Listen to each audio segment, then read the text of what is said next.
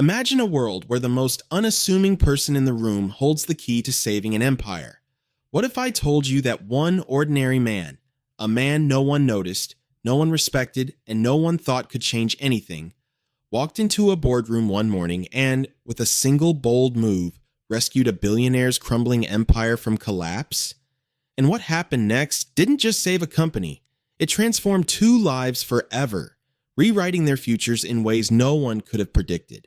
This is a story about courage, redemption, and the power of a single moment to change everything. It's about a man who had nothing but risked everything, and a billionaire who learned that true strength comes from unexpected places. Stay with me, because the decision this man made didn't just save a fortune, it turned his entire world upside down, unlocking a destiny he never dared to dream. Daniel Carter was the kind of person you'd pass in the hallway without a second glance. At 32, he had a clean but unremarkable face, with tired brown eyes and a hair that always seemed slightly askew, no matter how much he combed it. His clothes, often thrift store finds, hung loosely on his lean frame as if they belonged to someone else. He worked as a low-level assistant at Crestwood Industries, a mid-sized firm in the heart of the city. His days were a blur of mundane tasks, photocopying reports, organizing schedules, and delivering coffee to executives who barely acknowledged his existence. To them, he was just the assistant, a shadow moving through their polished world. But Daniel's life hadn't always been so invisible. Growing up in a cramped apartment on the city's edge, he'd watched his father abandon the family when he was 10, leaving his mother to juggle two jobs to keep them afloat. Dreams of college faded as financial realities set in, and Daniel learned early to keep his head down, to survive by blending into the background. Life had taught him that ambition was a luxury for others. Stability was his only goal. Yet beneath this quiet exterior burned a brilliant mind. At night, in his small, cluttered apartment, Daniel devoured books on economics, finance, and strategy. He scoured online case studies, piecing together the mechanics of billion-dollar deals. In a worn-out notebook, he sketched business plans and ideas, not because he thought they'd ever see the light of day, but because they kept a spark alive inside him. Daniel wasn't just surviving, he was waiting, though he didn't yet know for what. Across town, in a gleaming skyscraper that pierced the city skyline, Richard Hale was a titan. At 55, he was tall, silver-haired, and exuded the kind of charisma that made people lean in when he spoke.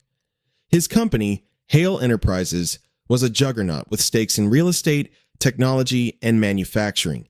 His name graced magazine covers, and his confident smile was a fixture at galas and boardroom negotiations.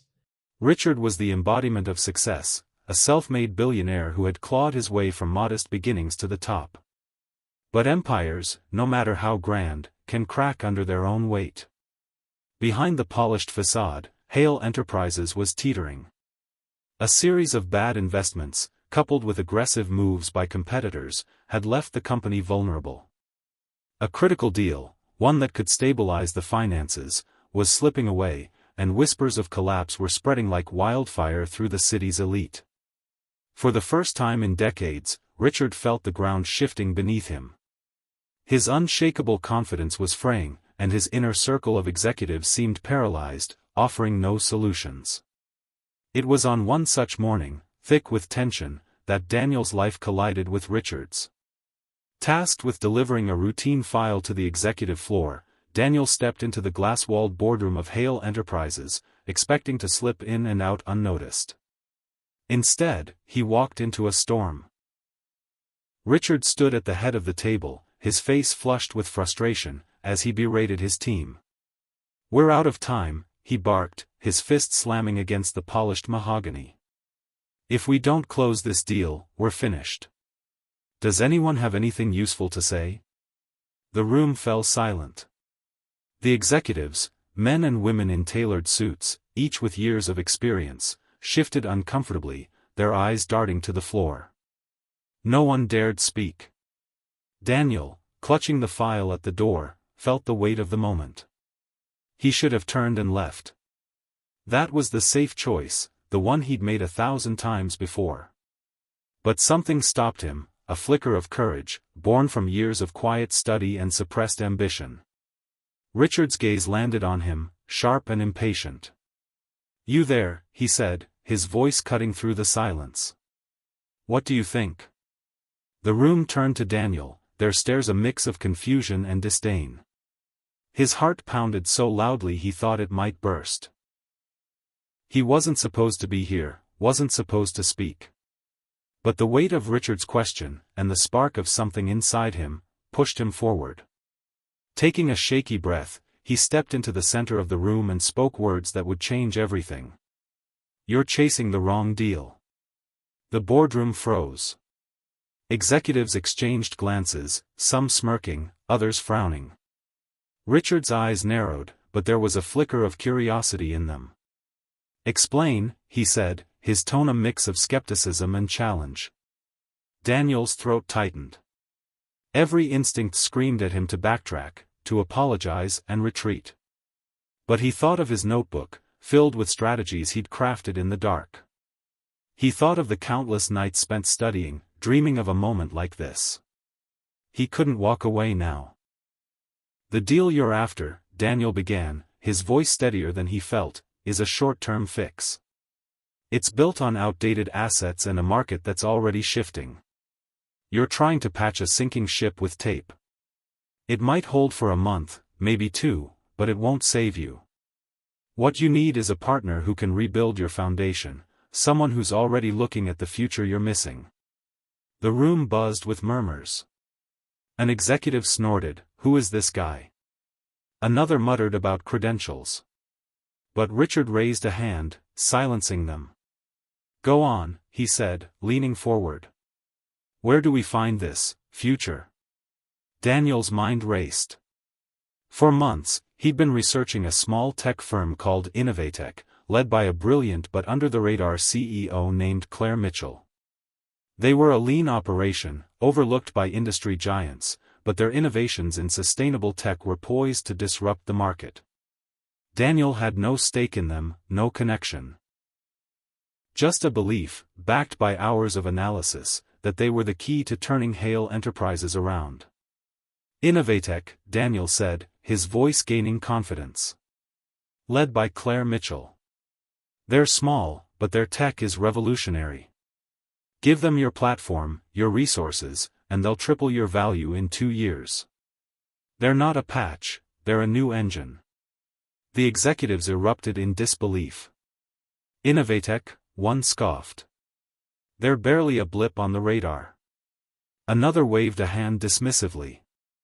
"This is a billion-dollar company, not a startup incubator." But Richard didn't flinch. His eyes stayed locked on Daniel, studying him as if seeing him for the first time. "You've got nerve," he said finally, a faint smile tugging at his lips. "And maybe, just maybe, you're onto something." From that moment, Daniel's life was no longer his own. Richard pulled him into the inner circle, asking him to sit in on strategy sessions, review financials, and draft proposals for the Innovatech partnership. It was a world Daniel had only glimpsed from the sidelines, a whirlwind of high-stakes decisions, private jets, and boardrooms that hummed with power. For Daniel, it was both exhilarating and terrifying. He was out of his depth, yet for the first time, he felt alive. Not everyone welcomed his rise. Edward Grayson, Richard's longtime partner and second-in-command, saw Daniel as a threat. A wiry man with a sharp jaw and sharper temper, Edward had built his career on loyalty and control. To him, Daniel was an interloper, a nobody with no degree, no pedigree, daring to step into their world. "You're a glorified errand boy," Edward sneered one evening, cornering Daniel in the hallway. "Don't think you belong here. You'll crash and burn, and I'll be there to watch." The words cut deep. Doubt gnawed at Daniel, whispering that Edward was right. He thought of quitting, of retreating to the safety of his old life, coffee runs, quiet nights, invisibility. But every time he wavered, he remembered Richard's trust, the way the billionaire had looked at him in that boardroom, as if he saw something no one else did. That trust became Daniel's anchor, pushing him to keep going. The deal with Innovatech was no easy feat. Claire Mitchell was a force, sharp-witted, fiercely independent, and not easily swayed by Hale Enterprises' name. In their first meeting, she leaned back in her chair, her dark eyes sizing up Daniel and Richard. "Why should I trust a company that's bleeding out?" she asked, her voice calm but cutting. "You're a sinking giant, and I'm not here to drown with you." Daniel didn't hesitate. "You don't need them," he said, meeting her gaze. "They need you. Your tech is the future, and Hale Enterprises is the platform to make it global. Together, you don't just survive, you rewrite the game." Claire's lips twitched into a faint smile. "You're different," she said, her tone softening. "Not like the usual suits. What's your story?" Daniel hesitated, then answered simply, "I'm someone who's been underestimated my whole life. And I'm done with it." The final boardroom showdown loomed like a storm. Edward had spent weeks undermining the Innovatech deal, leaking rumors to the press, manipulating financial projections, and painting Daniel as an untrustworthy upstart. The board's vote would decide Hale Enterprises' fate, and Daniel's. If the deal failed, the company could collapse, and Daniel's brief moment in the spotlight would end in disgrace. The boardroom was a pressure cooker. Edward stood, brandishing spreadsheets and launching his attack. "This is insanity," he roared. "Trusting our future to a no-name assistant and a startup with no track record? This will ruin us." His words dripped with venom, and the board members shifted uneasily, doubt creeping into their eyes. Daniel felt the weight of every stare. His hands trembled, but he stood, his voice steady. "You're scared, Edward, because you know I'm right. The old ways, your ways, are failing. Innovatech isn't a risk, it's the only path forward. If you can't see that, maybe you're the one who doesn't belong here." The room gasped. Edward's face reddened, but before he could retort, Richard raised a hand. "Enough," he said, his voice calm but commanding. He turned to Daniel, a glint of pride in his eyes. "You've said your piece. Let's see what the board thinks." The vote was agonizingly close, but when the final tally came, Innovatech was approved. Edward stormed out, his influence shattered. Daniel's gamble had paid off, and Hale Enterprises had a fighting chance. The partnership with Innovatech was a game-changer. Within months, new products hit the market, revitalizing Hale Enterprises' dying tech division. Investors who had once fled now clamored to buy in. The company's stock soared, and the whispers of collapse faded into distant memory. Richard Hale, once on the brink, was hailed as a visionary once more. For Daniel, the transformation was even more profound. He was no longer the invisible assistant. He had an office, a title, Director of Strategic Partnerships, and a voice that carried weight. But more than the external rewards, Daniel had proven something to himself: courage wasn't about being fearless. It was about speaking up when every fiber of your being screamed to stay silent. One evening, as the city lights glittered outside his office window, Richard stopped by. "When this all started," he said, leaning against the doorframe, "I thought I was giving you a chance. But you didn't need me to save you, Daniel. You saved me. And this company." Daniel smiled, a quiet pride settling in his chest. But deep down, he knew the truth: he had saved himself, too. This is the extraordinary story of how one overlooked man, armed with nothing but courage and conviction, saved a billionaire's empire and rewrote his own destiny. It's a reminder that greatness can come from the most unexpected places, and that one bold moment can change everything. If this story inspired you, click the next video to hear another tale of courage and transformation that will leave you speechless.